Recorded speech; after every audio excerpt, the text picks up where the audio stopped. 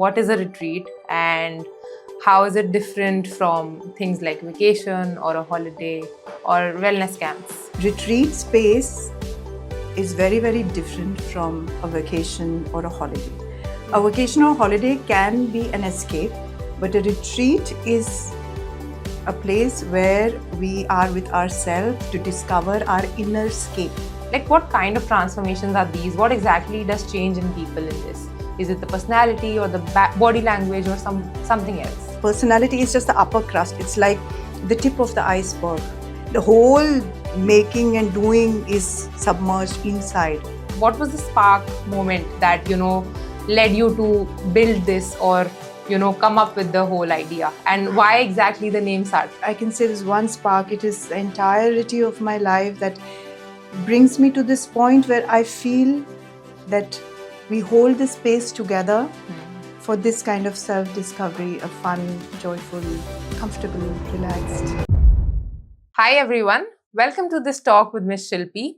She is an artist and a facilitator who has spent years exploring the intersections of creativity, culture and consciousness. With the deep-rooted belief that art and awareness are both acts of self-exploration, she now embarks on a new journey with Saarthi, a space that reimagines retreats as spaces of reflection, transformation and reconnection. Saarthi isn't just an escape from routine. It's a guided voyage inward, blending nature, mindfulness, and experiential learning to help people rediscover balance and meaning in their everyday lives. Hi Shilpi. Hi Snigdha. How are you doing today? Very good. Thank you very much. Okay, it's lovely to have you here. Thank you so much for your time. Pleasure to be over here. So, what do you want to tell us about? What do I want to tell you about? I want to tell you about everything that you want to know, Snigdha. Okay, that's nice. Okay, so there is a question behind everything that we do. Our life carries a background question, I feel. Right. And the direction of our life is defined by that question that we carry. And a little shift in direction changes the destination. So it is the intent of the question that will determine where this goes. There's a word that I've been hearing a lot. It's somewhere around retreat. So would you like to tell me what is a retreat and how is it different from things like vacation or a holiday or wellness camps? So a retreat space is very, very different from a vacation or a holiday. A vacation or holiday can be an escape, but a retreat is a place where we are with ourselves to discover our inner scape. So it is a place where we get together to step into self-awareness, to step into the magic of life that we carry within us, and to be able to create spaces within that we are seeking without. Right. So that is how a retreat is very different from a vacation. It is to move from your head space into your heart space and even deeper.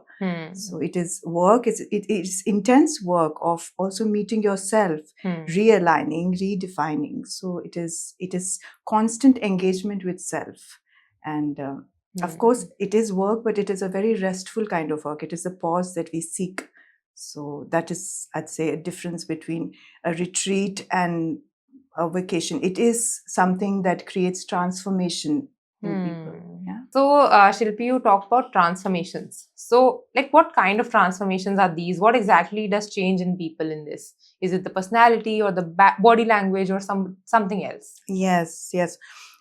So when we speak about transformation or transforming something, it goes much deeper than just changing of personality or body language. Personality is just the upper crust. It's like the tip of the iceberg. The whole making and doing is submerged inside. So even when we look at the word body language, you see language means bhasha.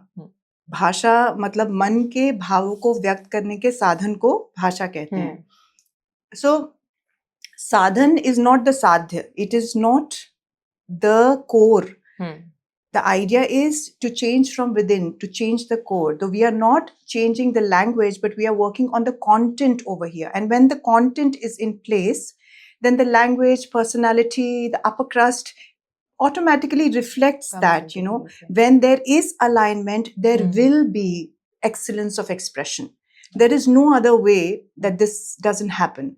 And through creative unfoldings that we hold in our retreats, it is absolutely, a natural progression to find that magic that we carry inside of us.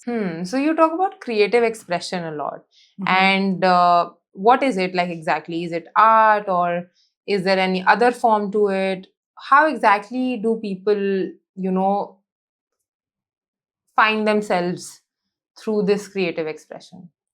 For me, creativity is the essence of everything. If you see that we are all creative, we are all born creative. It is just the dust of the mundane that hides our true creativity and our authentic self from us.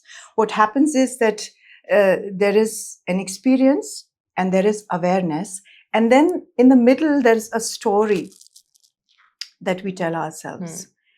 And we are all creators of our own story. But when the story becomes so dense, we forget that we have been the creators of our story. So by using creative methodology for self-reflection, self-awareness, and knowing yourself, we create that space for you to find the power that you hold and the storyteller that you are. So we make that happen, of course, through concrete poetry, through expressive art, through body movement, through dance, through music, to theater, through role play. The entire. Also, what I love about creativity, which many people think that retreat spaces are very dull and they're not fun. So when we have a creative exploration for the self, it adds so much joy and fun to the entire process of unfolding who you are.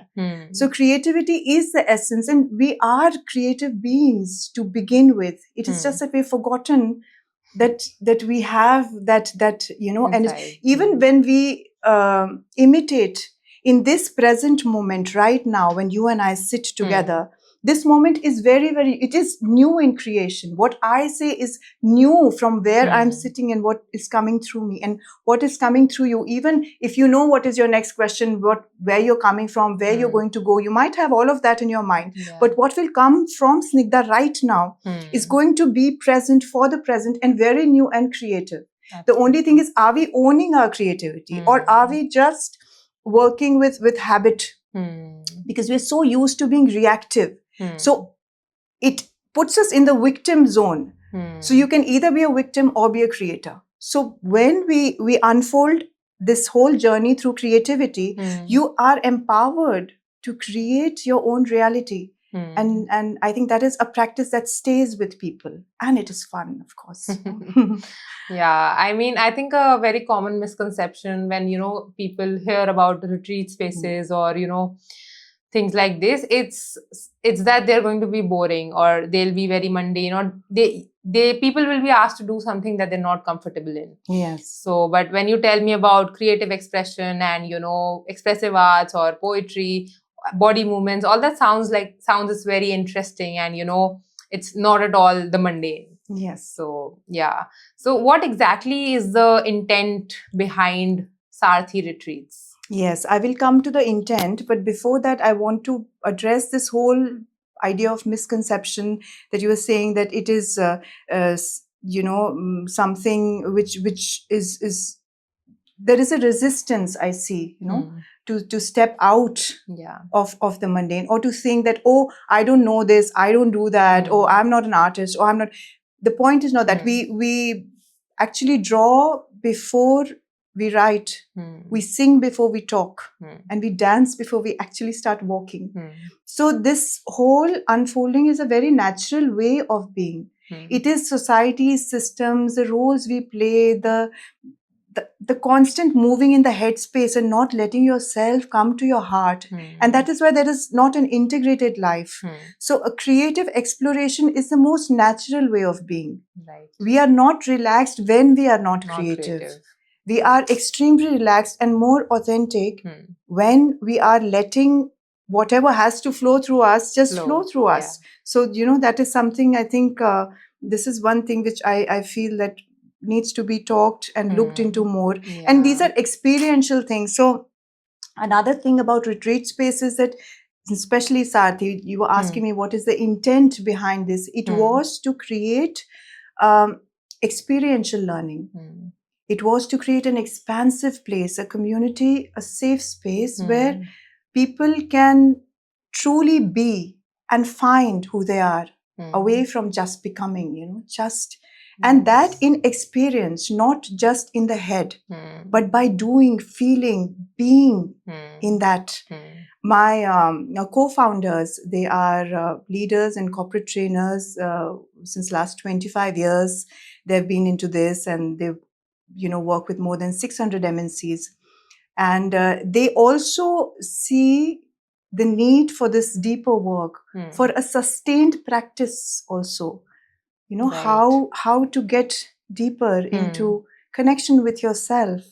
And that was the intent behind starting Saarthi Retreats, to have this experiential learning where people can meet themselves and enable themselves to create spaces within that they are seeking without. Right. So, absolutely. And coming from a creative background myself, I know what it feels like when you're just in the moment and you're creating, you're developing new things, and the joy is just, it's not, you can't match it to anything, any feeling in the world. So absolutely. And I think I've also learned that there are 3 steps to any change. So, my mother always used to say this, that the first step is awareness. And after you're aware, the next is to accept it. And after that comes the action stage. So a lot of people, I feel, they're just stuck between the awareness and acceptance stage. So that is why, even if you know that there are places like these where you can, go and, learn and change a lot, even if they are aware of it, coming to the acceptance stage, that also takes a lot of time. And, you have to break through that to, just come up to any change. Yeah. So, Saarthi sounds like a lovely idea. So, like, what was the spark moment that, led you to build this, or, come up with the whole idea? And why exactly the name Saarthi? Yeah, there are reasons for that, but the word awareness and the 3 steps that your mother spoke of also stuck to me. So I'd like to, first, talk about that. So that when we also speak of awareness, there is a stepping back, and there are various steps even in the stepping back. And why you were saying people get stuck in this space where sometimes, even if they are aware, then this, what happens is that we are very close to the stories that we have built. We are very close to our lives and the persons and the roles that we are playing. We are very close to the habits and the baggages that we carry. So one requires a loving space that holds you, where you can comfortably, let go back and first take position. To see that is awareness, and then have perspective, that when you move, and then you can see bird's eye perspective. Yes, and then you can create something out of it. And then you can recreate, have, a new life. But if you're this close, then any action, people feel frozen, stuck. The stickiness of the mundane is it's suffocating. Absolutely. And it is there because this movement is not there. And for this, you need someone, you need an environment, you need time, you need pause, you need that agency that makes a little suggestion, holds a little hand, tucks you off, and then you see, and it's a wonder to see yourself and what all one has been through, and we've all lived rich lives and created so much, even so much mess. And to know that we can create a messiah out of the mess that we have created, that empowerment, and then that expression and the joy, it is just wonderful. Yes. So the whole thing, because I feel the pain of when people know and still they feel stuck. So I thought I'd talk about that a bit. No, absolutely. And then you asking me the spark. I can't trace down one moment of where I thought, ki, now we should do this. I think, but so sometimes people even ask you that you paint, how long does it take to paint this painting? So you would understand, Snigdha.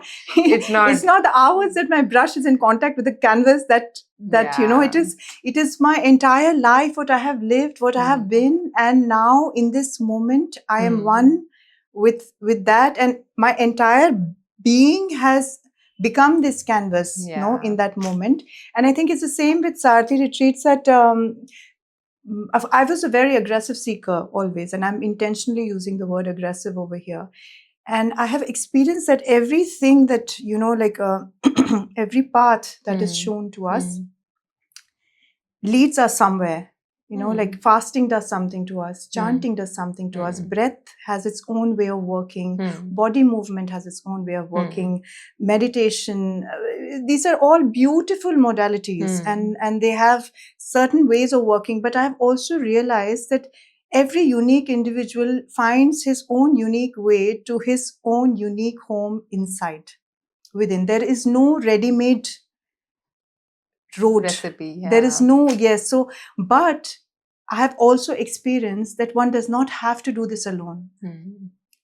And for me, Saarthi is this unothering, which is a way also, for life. And to share this journey and to share this this beautiful unfolding and exploration, what we call life, this entire process of enjoying existence and, living the purpose that you came to live with the joy of it, Raso Vaisa, this, it is all that beauty that we can bring to this. So Saarthi, I won't say this, I can say this one spark. It is the entirety of my life that brings me to this point where I feel that we hold this space together for this kind of self-discovery, a fun, joyful, comfortable, relaxed, self-learning. Right.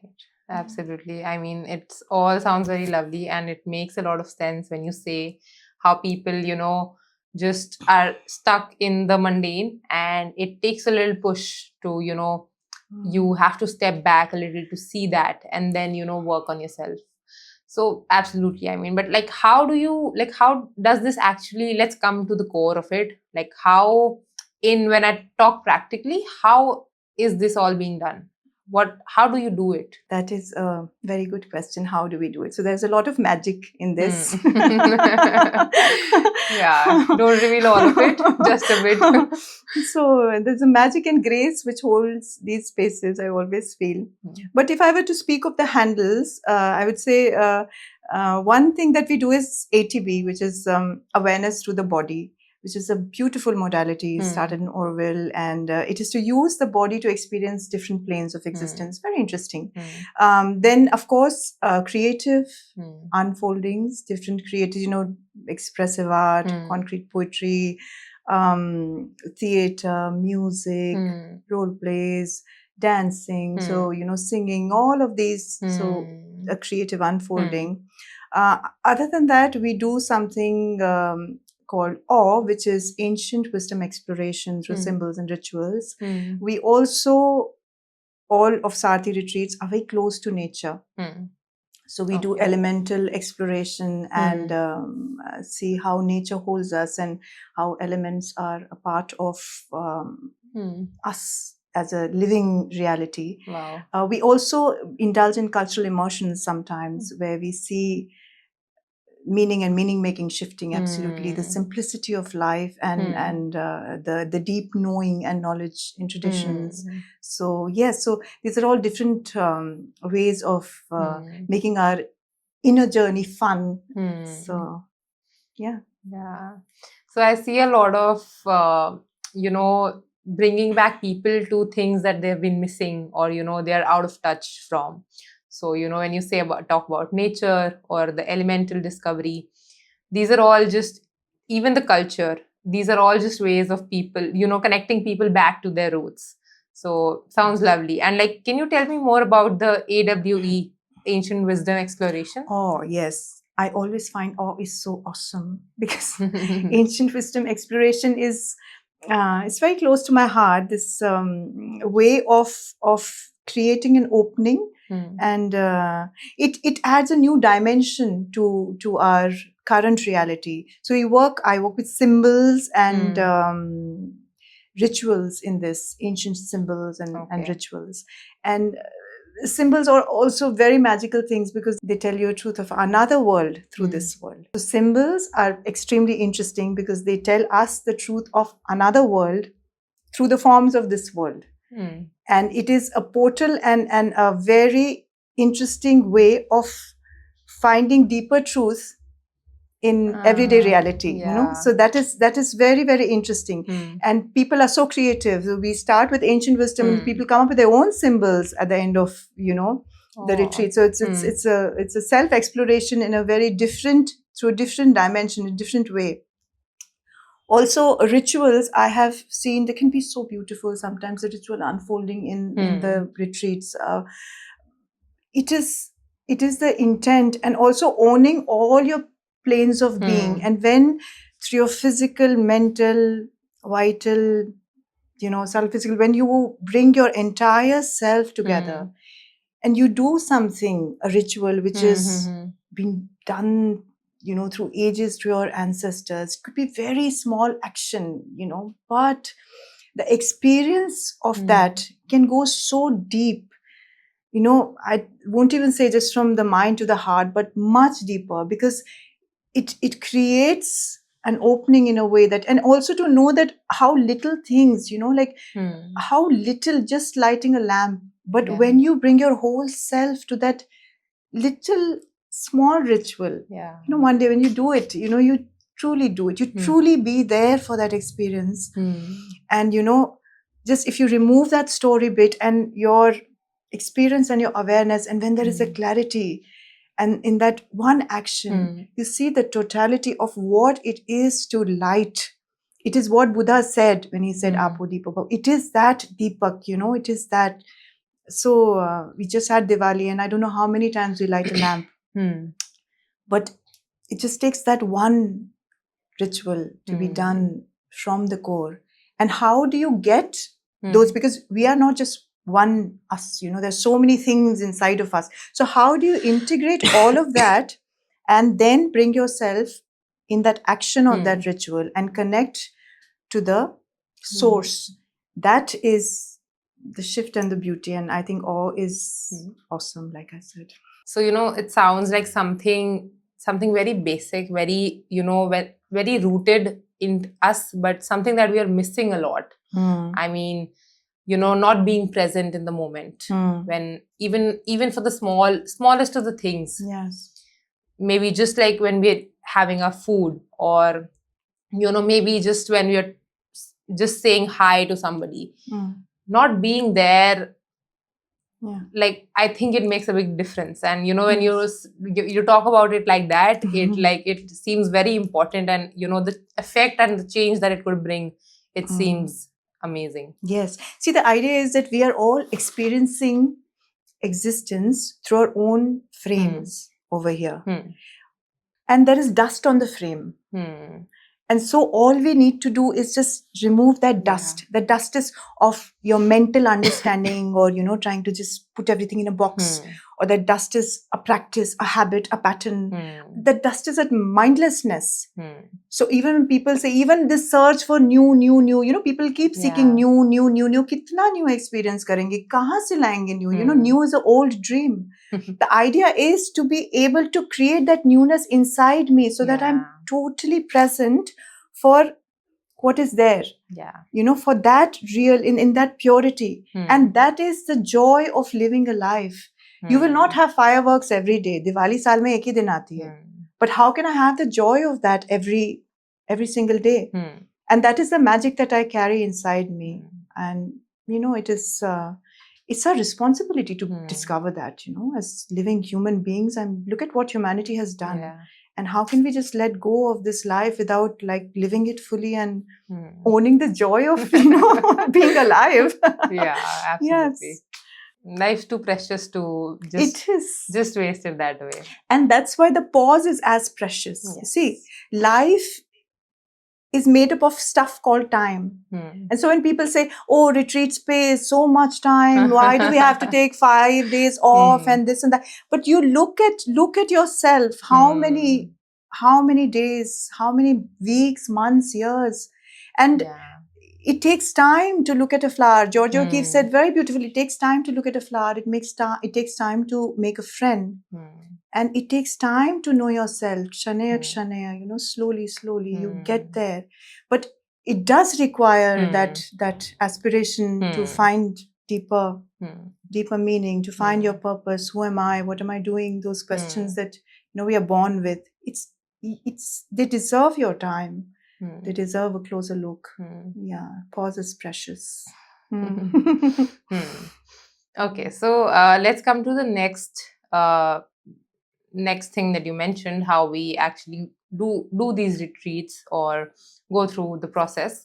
So one was awareness through body. So can you tell me more about it, and how exactly do you facilitate that?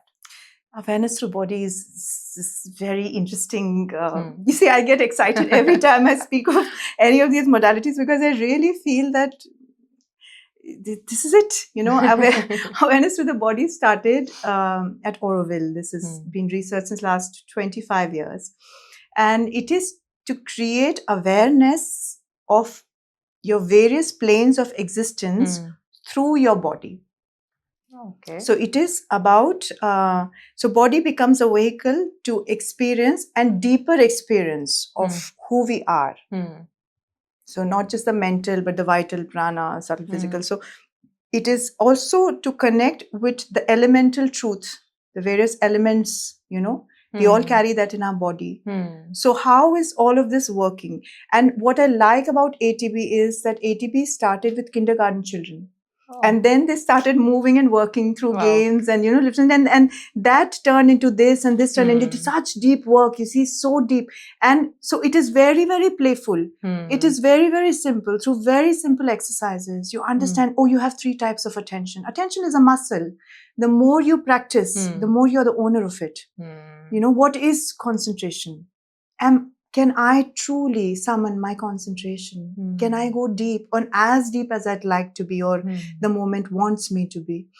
What is relaxation? Can I truly relax? Can I truly let go? It's one of the most difficult things to do nothing.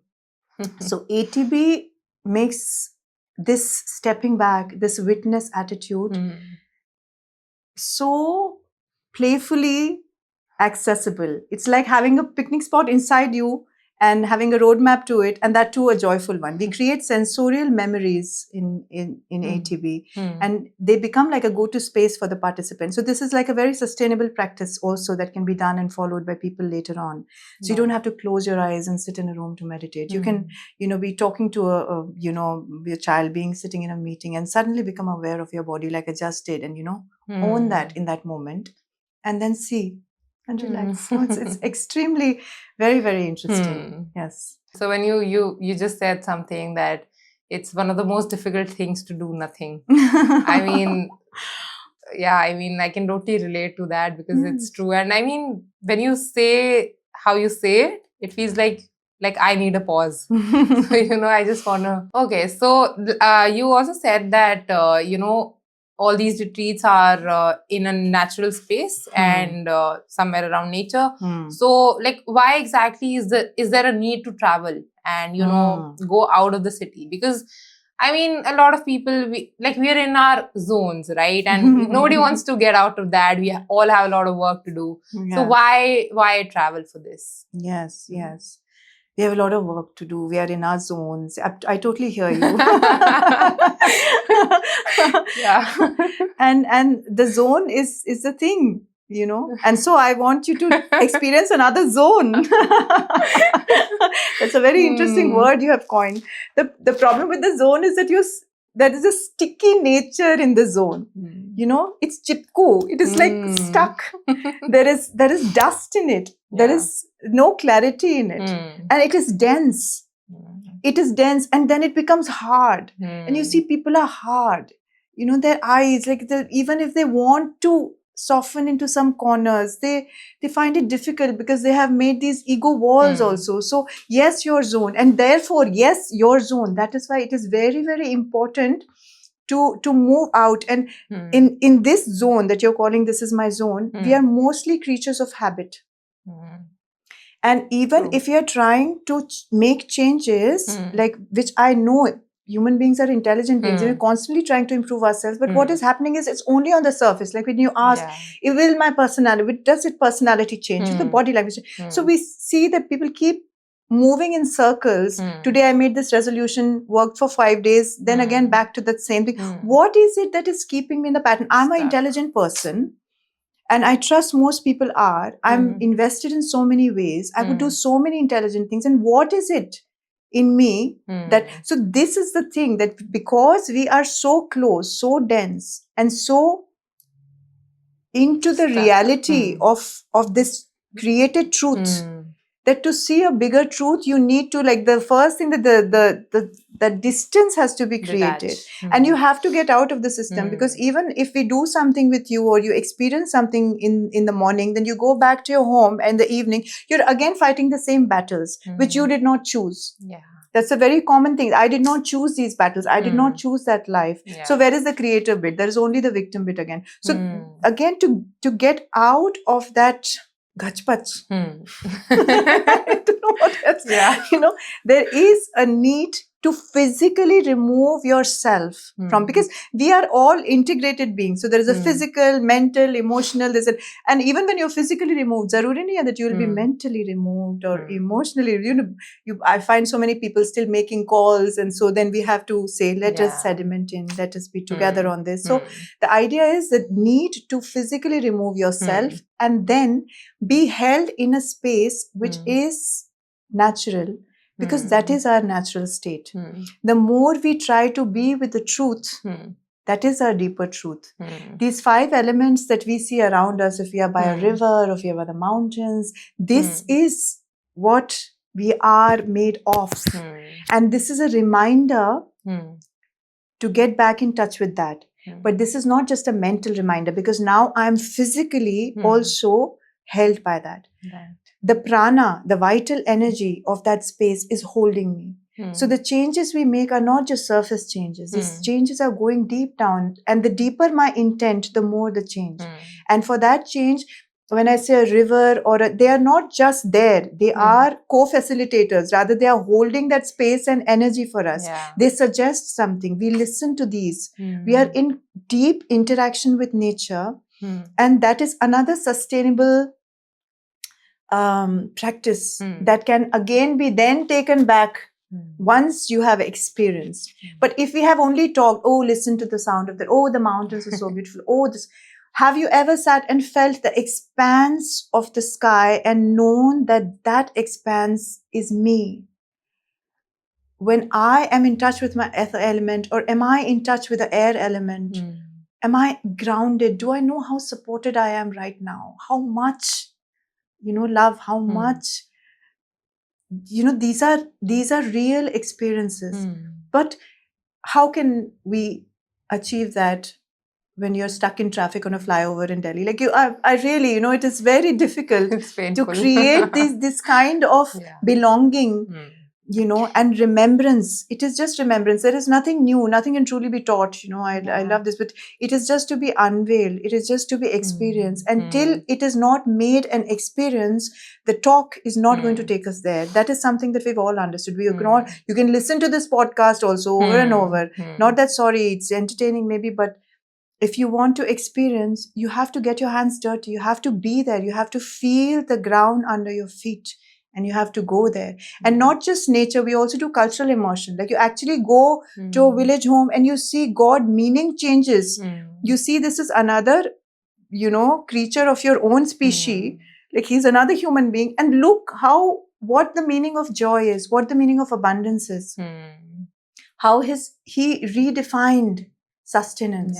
How has he redefined such simple things? And you start then questioning, because if you just read this, it doesn't go very deep. But when you experience it, when you live it in the energy of that other person, you realize, because there is the energy of self. The another reason why we need to go away is energy of collective and energy of self. There's two different things.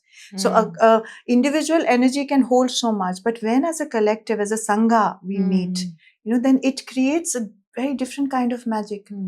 It balances out so many things. So much is received, so much gift is given, so much flows through us, so much comes to us. It is, this magic of so many things that are getting together, and then there is a river flowing, and there's the birds singing, and this, it is just, I mean, I feel it's, it is important to change zones. It is important. If not, then, and that will broaden your zone when you go back to your zone, course. So yeah, so much for the zones. I mean, you've pretty much painted a picture of what exactly a day at Saarthi would look like when we talk about cultural immersions or, nature, elemental discovery, rivers, and, flowing and learning, anothering. Anything else you would like to add to, like, what a typical day at Saarthi would look like? Saarthi Retreats doesn't have a typical day, and that's what I like most about it, because even I'll bore myself if I have anything typical in life, because like I said, typical comes out of habit. Saarthi Retreats is a very dynamic place, and I think any true learning space has to be very dynamic, and there is a give and take and a learning which happens at my end and at other end, and it's a constant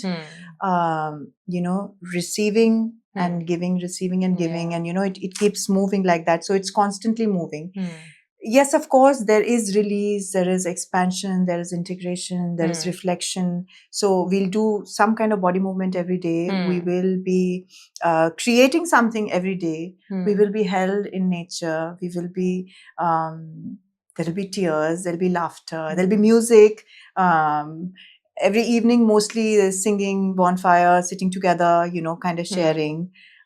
We don't start very early. 8:30, 9 is, for my generation, it's not very early. That's it's good. A comfortable start, I feel, we to can the do day. That. So yes. So it's also to be done in comfort. I also feel that that's another thing, that Saarthi Retreats typical day is also a very comfortable day. So to each his own. Also, the depth of work comes from the intent of the participant. That is another thing. So the typical day will also be in alignment with the intention of the participant in so many ways. So it's a collective, but it is also a very individual journey. So we're all walking alone, but we are all together. It's not a lonely journey. But the day is defined by the group. The day is defined by the space. The day is defined by the need, by the mood. And yes, I'd say that is a typical day. So are you saying that if there's a group of Gen Zs and Gen Alphas, you start the day at 12? No, that is where the zoning out is required. So maybe I'll ease into 9 from 8:30. Yeah, but yes. So that is a little zoning they also need to do in and out. There are days when we plan to look at the sunrise, and there are days when we do all-nighters from 11:30 to 4 a.m. and then go to bed. So it is a very flexible. It is an expansive space. Only then can it be true, na? If I already have my agenda that the day 1 this, day 2 that, day 3 that, by the day 4, everybody is speaking my language, and then everything is lost. If I want your inner voice to be heard by you, then I have to hear you and not plan something beforehand. So yes, it will be a new day every day. Yeah, that sounds lovely. I mean, when you say that every learning space needs to be dynamic, that is something, a lot of learning spaces must take off. Yes. Because that's very true. And, learning happens when there's a lot of dynamism in the nature. Yes. So also Saarthi, I have to come back to this. We call it Saarthi because it is to unveil your own truth, and for you to find your own way of unveiling your own truth. We just hold space for this in a safe environment. So there is no knowledge which is going to, come from above and be told to you that this is what it is. It is, I wait for you to come up with what has to come from within you, and that will be your truth. So there is no, like I said, there's no one path. So similarly, the learning, because when we say learning, our understanding of learning is something will be told and I will have to ingest. But a retreat space or any authentic learning space is a space where I can hear and I can then acknowledge, be aware, and express. So it will come like that. So yes, just to clarify, learning bit. So like we discussed, there's a lot of transformation happening. So is there something you can tell me, like what, so participants go through transformations of what kind, and what changes in the professional lives or personal lives, and like, can you recall any particular incident of a participant where you've seen a transformation that has stuck with you? There are many when I think of them, but I can't give you like this one. The whole idea is that when people become aware of themselves, or they discover their own svabhava or their swadharma, there is no one point of action that will go when they go out, they take that. So for instance, if I speak about the workspace, so we have had participants who have gone out and started their own startups. We have had participants who have quit their jobs. We've had participants who took a pause for 6 months, traveled, and then did something. We have participants who have absolutely changed their career line, and there's one who became a writer. So we have participants who have gone back and resolved all issues with their existing boss, whom they thought was toxic before coming over here. So we've had all kind of results, because when you find yourself, then you also know an answer of how to create a better life when you go out, and there is no one answer to that. Even in relationships, I've seen people who have been through come with difficult relationships and have gone and found peace in the same relationship. We've also had people who have walked out of relationships. We've had a girl who manifested her own love of her life. So we've had all kinds of movements that once they leave the retreat. The question is not for me that how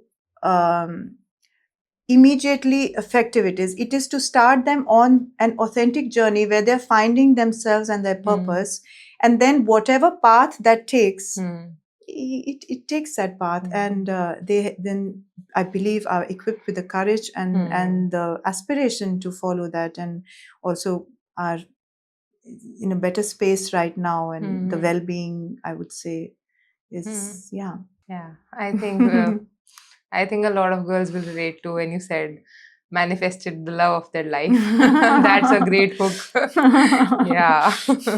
Yeah, but that is not why we come to Saarthi Retreats.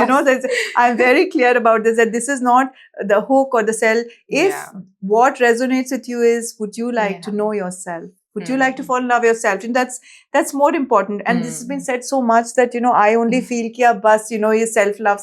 So, because it's been, so much has been taught. But then when you see yourself, there is nothing else to do but to love yourself.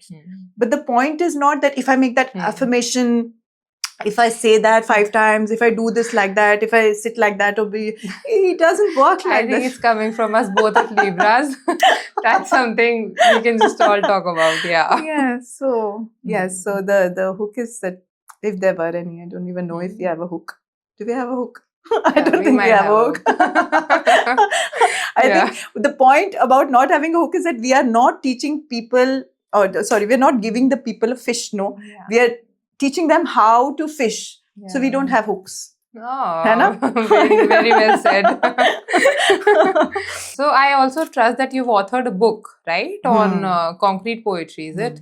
So, like, would you like to tell us more about it? Yes. What's it about? And again, I'm going to give you a very excited. Of course. and we just recall that creations and new things. Yes. They're all. Concrete poetry is a very interesting portal again. It is It's a verbivoco-visual medium of creating art. What is concrete poetry? Concrete poetry is where we use words as poetry, and it is the alphabets that make words, the meanings that make words, the meanings that we make of a word, and the gaps between that alphabet.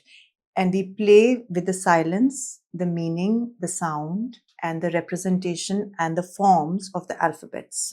It all sounds a little too much, but if I were to tell you that, if I say the word happy, it means something to Snigdha, and it means something to me, it means something to someone else. So words have a very personal, of course, there is a shared common understanding of what that word is. But if we were to go deeper into this, then every word has a very unique personal meaning, experience. And so we play around with that uniqueness and that relationship you have with that word. And we create art with it. And this helps reveal the truth, not just about the word, but also about yourself. And it goes deeper than the conscious understanding of what meaning you're making of that word. And it is actually the easiest and the quickest way I have known of moving from head space to heart space. Immediate drop, because it is something you intellectually recognize. And it is also something that you hold on every other plane, So that is what concrete poetry is. And I went to Getty, I remember, and I saw an exhibition of 100 years of concrete poetry, artists' work. And that's when I found out that this is actually an art form. This is something that I used to do when I was a little kid. I used to misspell words. And I kept making spelling mistakes because every time, a word would mean something else to me. So happy did not mean the same happy every time. So happy with friends was different. Happy at home was different. Happy with my dog was different. Happy with the tree was different. So I would just spell it differently every time. And my mom would keep giving me dictation after dictation, red marks in the copy. And, I would think that why aren't they understanding, And then I dropped it. And cut to, and I'm 35 and I'm at Getty and I see this 100 years of exhibition of concrete poets, these artists. And I was shocked to see that, oh God, this is an art form. What was more, today when I look back at it is that, and of course, then I got back to it in a, with vengeance that, yes, I knew, I always knew so. Yeah, it all makes sense. And I started creating, yes. But now at this age, I see that, how much external validation we seek. It was a space that gave me so much comfort.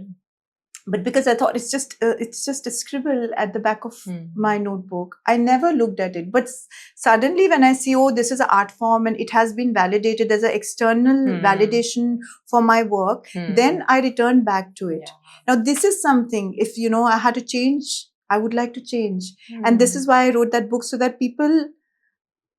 it's not just about concrete poetry, but it is about us waiting for that external validation that what we are doing or who we are.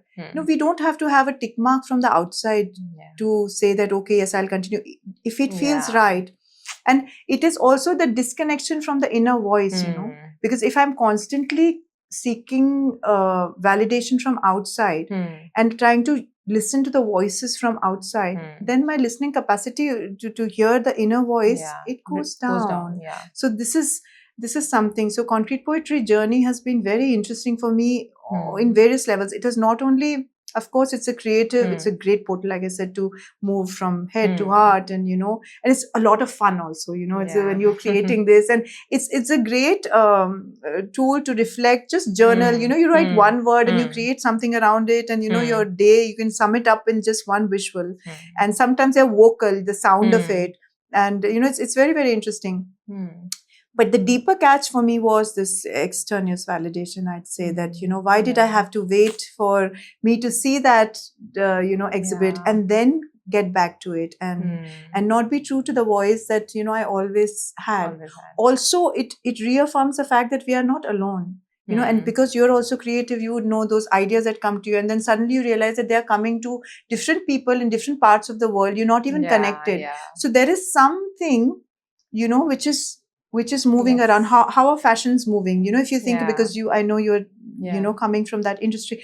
So how is it that there is a wave suddenly of something with, they say that now this is aesthetically, this is beautiful, and sorry, but that's not. And then again 20 years back or 20 years, something again that resonates, that comes back. So what is the mind? I'm sure there is money, there's that lot of other things driving this industry, but just from an artistic point of view, I would say that we are all connected, even as creative beings, and there are these waves, and so if we are just aligned inside, we would know, and that knowing is very nice, relaxing, and blissful. Yeah, that's sweet. Yeah. That's very important also.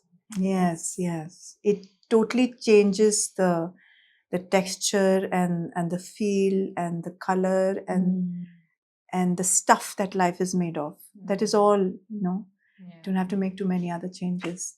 This shift will just reflect everywhere else. Yes. All right. Okay. So, like you just said, that one of in your transformations, so participants have, gone back and made new startups. They've left their jobs, and they've left their families, or maybe joined a new one, or like just gotten married when they never wanted to.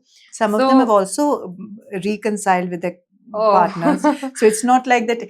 There is no, see, the drama is the need of ego. There is no, if authenticity does not require drama. My ego requires when this happens, then that will happen. Then I will go do that, and then I will if you actually come in touch with yourself, it's very simple things that we want also. What do you want? What do we truly want? So it is not always dramatic like that. To be with yourself actually, makes you enjoy the drama more instead of you making more drama. Yeah, that's something that is, that has stuck with me today. Drama is the need of ego. Yeah. So my question was, so like, who would you say this retreat is for? Like, who can come to it? Who is it for? I think a pause is for everyone. And I know that everybody is on a journey of self-discovery and knowing yourself. Absolutely. And we try to do it through education, through society, through systems, through relationships, through whatever our, but every pursuit is actually leading us to us at the end of the day. And so I do not know who is this not for. Like, I won't know, I think at every age I have seeked. We all want to know who we are in a deeper way. Yeah. We all are seeking purpose in life. Right. We all are, we all want to be happy. We all want to be peaceful. We all want to be loved. We all want to give love. There is, there is this, we are also same inside. And we, of course, we're very unique outside on a surface and in a way.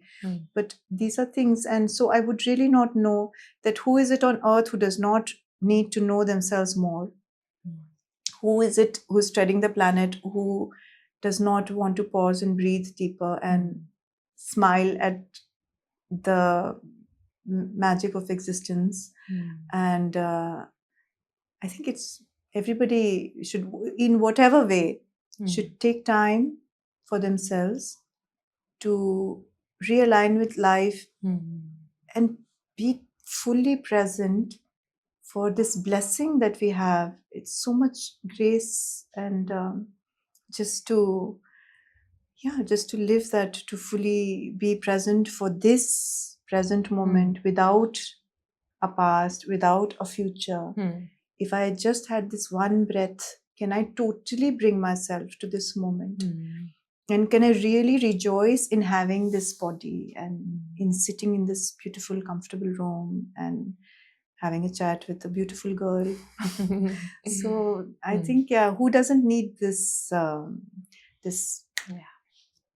We all do. Yeah. I think everybody needs that. And it's fun. और क्या करेंगे? Yeah. I mean, what better way to live life? Yeah, then live life, no? Absolutely. and have, because it doesn't come with a manual, na? Yeah. It doesn't come with a manual. Yeah. So also there is no one manual. Yeah. But this I have understood, that we are not the only one alone seeking the manual. So we are all, there for each other. Yeah. And we will find this and little that and that and that and that. And we mix it up and then. Yes. And then we serve life and life serves us. So we've been talking about, people who are stuck in their lives, in the mundane and, in their zones like we talked about.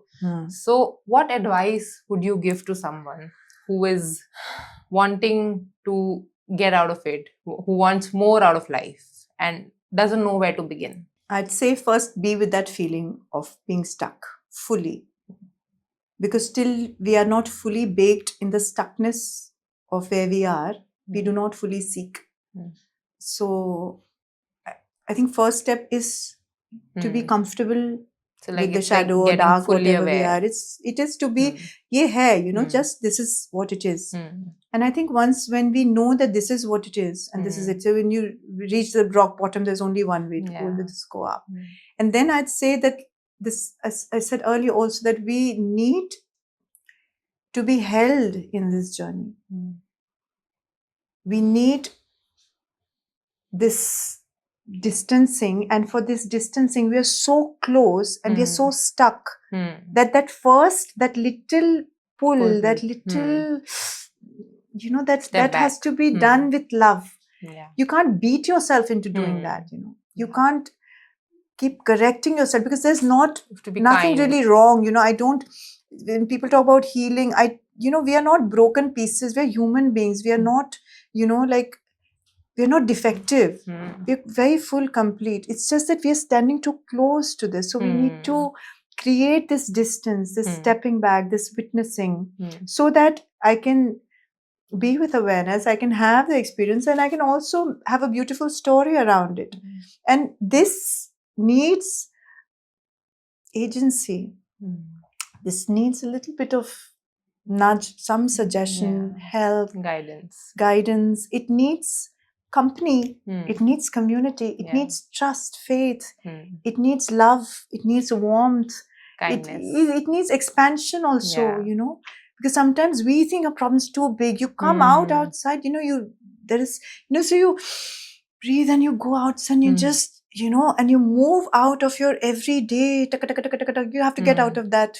And then this would be, this is the only thing to be done. And this much one has to do for once. We owe this to ourselves. We owe this time to ourselves. We're all going to die one day. Seriously. Yeah. So we better be fully alive while we are alive. And if you're feeling like you're being a victim in any situation, for any reason, that happens to us, because we don't choose exactly the life. We have not, some things we just come to us. Consciously, we do not know what we're choosing. So then how can I be the creator there? What is it that puts me in that, and for that, for me, understanding is that there has to be a separation from your zone. And there has to be that,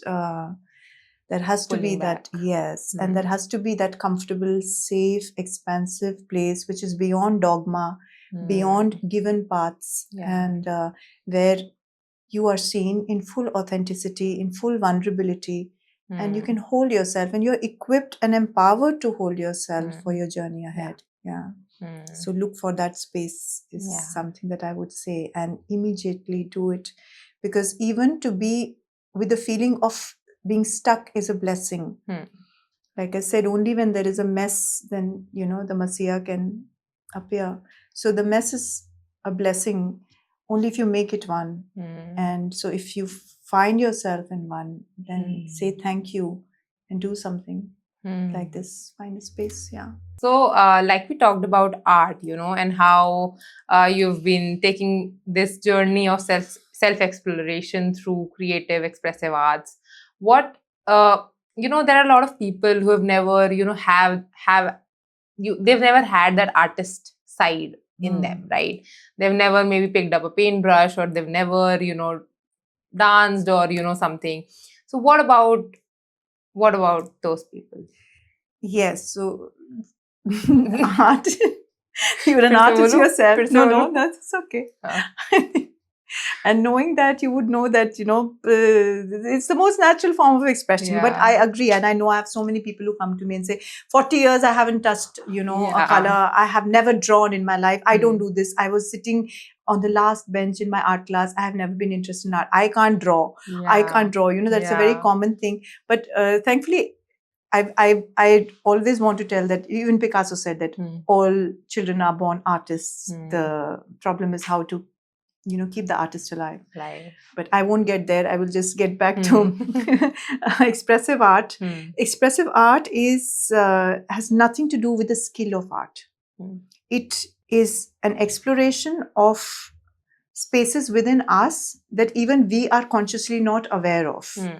So it is a deep work. It reaches many different planes, and we do not require skill for that. It comes through colors or collages or, whatever we try to do. So it is a medium of art where we are not concerned with the skill or dexterity of how good you are at drawing. And this I have seen after every expressive art session where people say, I had no idea that, I can or could, or did I, or if this says so much, even that, like they're very, so when I look at artworks and I can tell people that, what is it, why there's an intent, why you pick a certain color, what kind of movement is there in the art.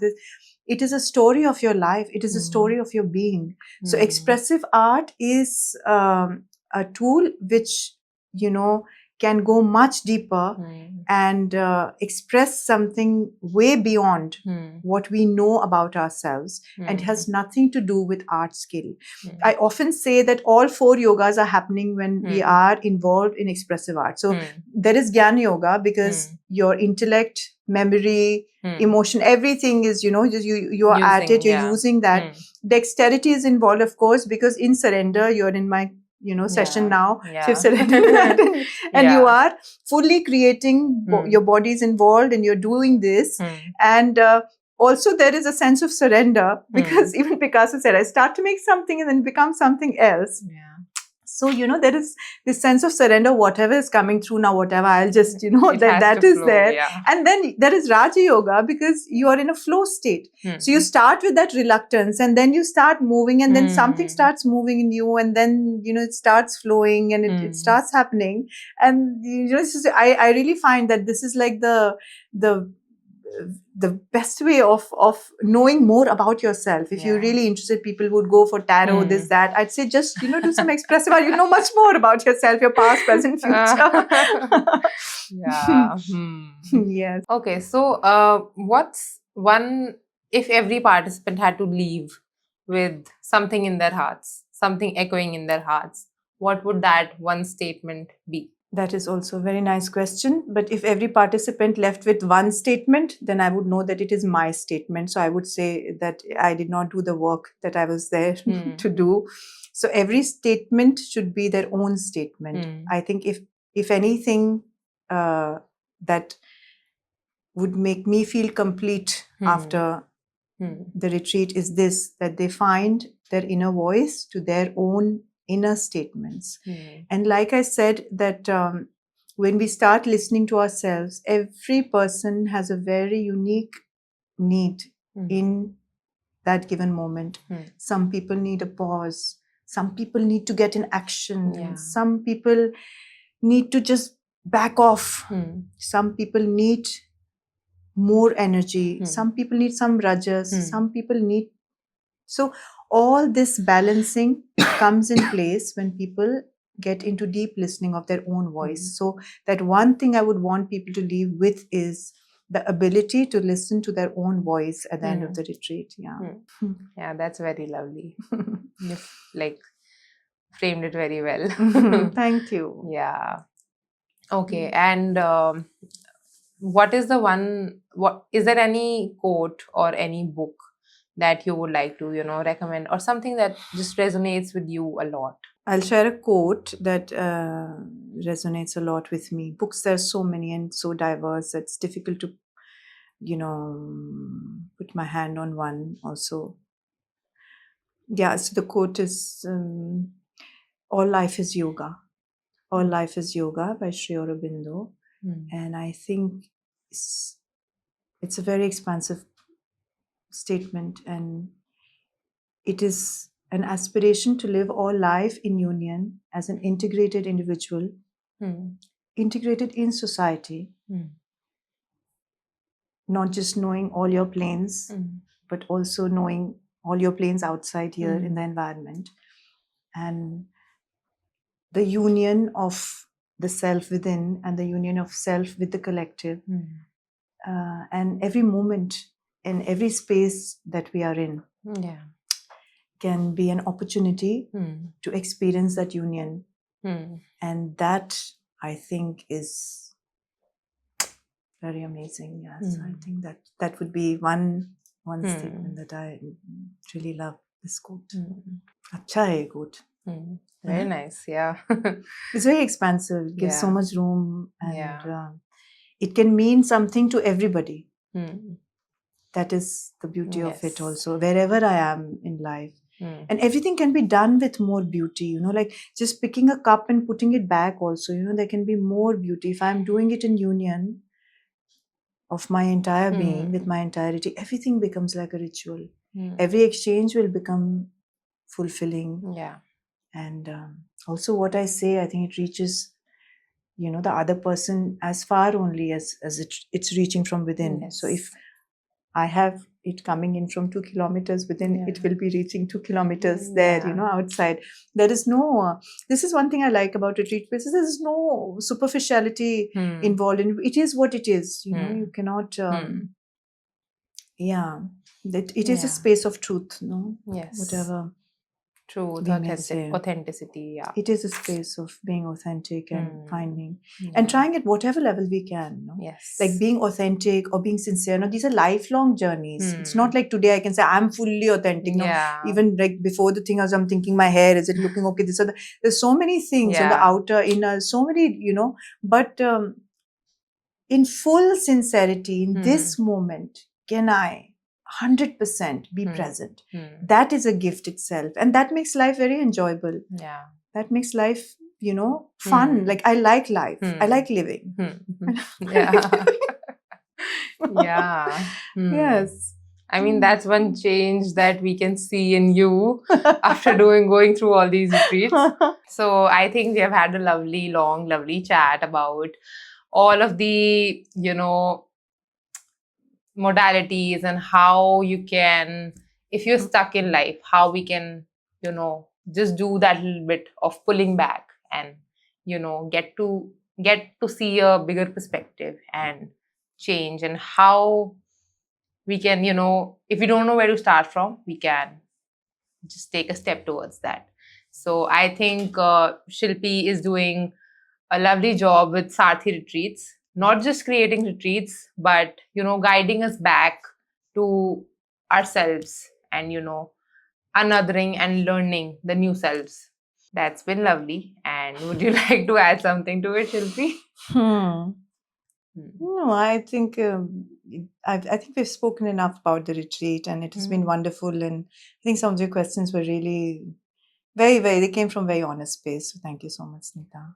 Thank you so much. I really had a good time. Yeah, thank you so much, Shilpi. Thank you so much for your time. It was lovely having you here. Thank you. Thank you so much.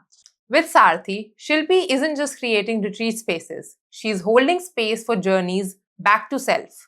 Thank you, Shilpi, for this very lovely and insightful chat.